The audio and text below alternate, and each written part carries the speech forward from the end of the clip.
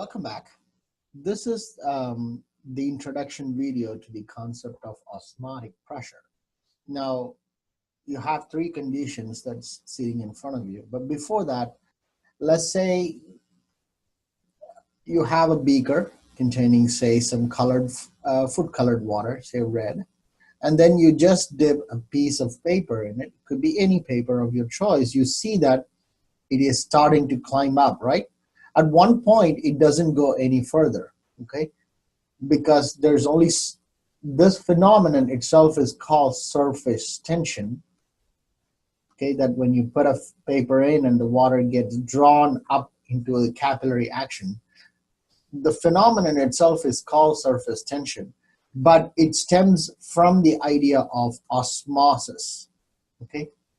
Which is, there is more concentration of this red food dye in this water here, but the paper itself, when it's soaking the water, is less concentrated compared to this. Basically, the paper doesn't have any to start with. So this is concentrated. This is concentrated, more concentrated to less concentrated on the paper, or no concentration. So as the concentration goes up from, it's the idea of diffusion, okay? Where whenever something is more concentrated and it's mixed with something that's less concentrated, things start to go from more concentrated to less concentrated, but the opposite is also true, which we're going to look at. Or you take a cup of coffee and you add some cube of sugar. Let's say maybe we can make it red in color so you can actually see it. So when I add a cube of sugar, okay, at the very bottom, it goes to the very bottom, and then it starts to emanate and then gets dissolved all the way into the coffee when you start to stir, right? What that means is that block of sugar itself is more concentrated, but when you start to mix, the concentration of the sugar is distributed throughout the coffee. Again, you go from a region of high concentration to low concentration. Again, this is more of the basic idea of where osmosis comes from. Now, if you look at our red blood cell, let's say the red blood cell is actually in the plasma, right? Say if the concentration of, this is a hypertonic situation. So the plasma is at a higher concentration, okay? Keep in mind, there's a lot of water in everything we deal with in our human body, right?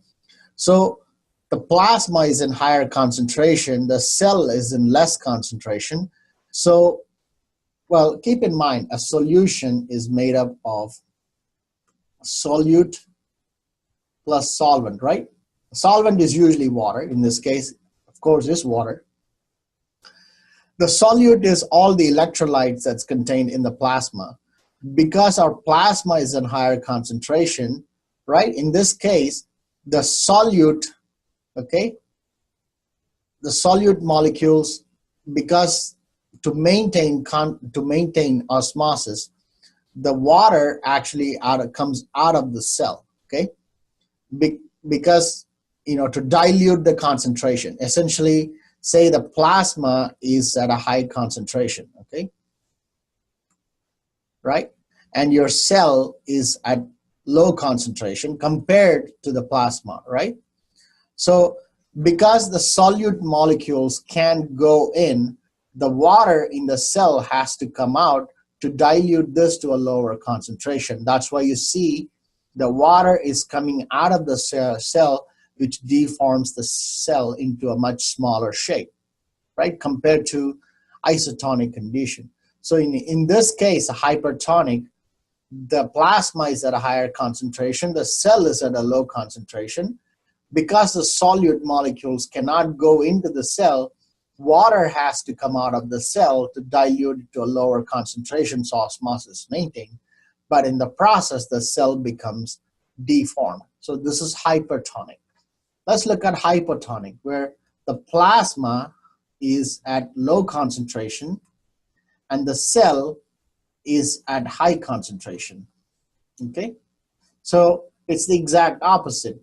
Now, water has to go in here, right, to dilute it, because again, the solute molecules contained in either of the solutions cannot permeate the cell membrane of the cell. So water goes into the cell to dilute it to maintain osmosis, means it's equal on both sides. So in this case, the cell becomes big and eventually it gets too big, it erupts, and then you can see the eruption of the cell right here. So this is a hypotonic situation. An isotonic situation is where the plasma and the cell are in perfect equilibrium. That is, there is constant movement of water on both sides, so the cell maintain its shape, right? Now this is the idea behind osmosis. That is the pressure that is required to maintain osmosis, which is a condition of equilibrium. It's not equal, but whatever water goes into the cell, a certain amount comes out, so the cell always maintains its crisp shape like is shown in the middle picture. So it's equilibrium, does not mean equal, okay? Does not mean equal. But the flow, the rate at which that water flows in and water comes out is equal, okay?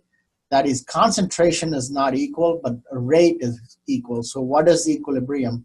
I'm just laying foundation for a concept that we're going to learn later, whereas rates are equal, okay? We haven't learned the concept rate yet, but think of rate as something to do with time, okay? The amount of something moves in over a period of time is the same. That is, the amount of water that moves in over a certain period of time is same as the amount of water that comes out, so it maintains a shape, okay? It's not how much is moving in is equal. That is, equilibrium does not mean equal because of the word EQU. That's nothing to do with equal. It's just the rates are equal. It's not the concentrations that are equal, right? All right, so that's the concept of osmosis. And just like we had generic equation, the pi is this symbol for osmotic pressure, and M is molarity, and R is gas constant, and T is temperature, and I is the Van Hoff factor. You do not have to remember this equation. This is the osmotic pressure, symbol for osmotic pressure. This is molarity, not molality like we saw in the previous two concepts. This is gas constant, which I will give it to you. You do not have to remember this. Temperature, again, this is usually given in degrees Celsius, which we have to convert it to Kelvin, which again, I'll show you how that is. And I is, again, the Van Hoff factor, okay? So we're going to work out a problem to see how this concept of osmotic pressure translates mathematically, all right? So stay tuned. I'm only going to do one problem. There's a couple of creative problems on this concept which I would actually test in class just to see how much of information you have translated from 170 into this class, okay? So I'm going to stop here and I'm going to come back with the video on osmotic pressure problem, okay? Stay tuned.